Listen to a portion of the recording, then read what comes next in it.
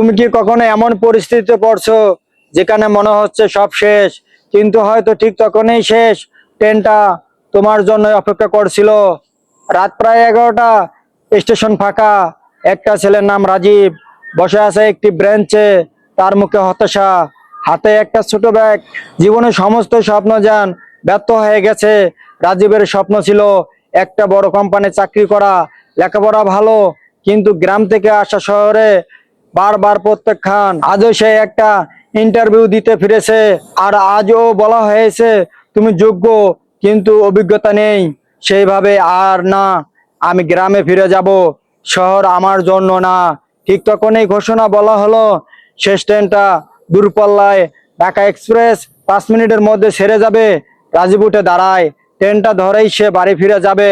কিন্তু হঠাৎ করে এক বৃদ্ধ তার পাশে এসে বসে ধীরে ধীরে বললেন, তুমি কি হাল ছেড়ে দিচ্ছ ছেলে?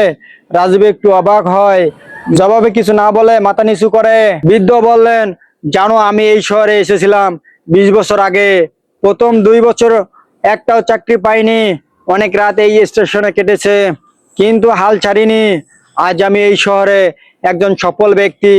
রাজীব বলে, কিন্তু আমি অনেক চেষ্টা করেছি, তবুও ব্যর্থ। বৃদ্ধ হাসলেন, তুমি ট্রেন ধরতে যাচ্ছ, কিন্তু কি জানো, কখনো কখনো শেষ ট্রেনটাও নতুন যাত্রা শুরু হতে পারে।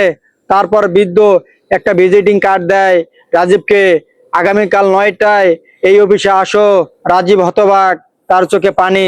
সেভাবে যদি একটু আগে স্টেশন ছেড়ে যেতাম, তাহলে এই তো সুযোগ হারাতাম। জীবন যতই কঠিন হোক না কেন, মনে রেখো শেষ ট্রেনটাও তোমার জন্য থামতে পারে। শুধু অপেক্ষা করো, হাল ছেড়ো না।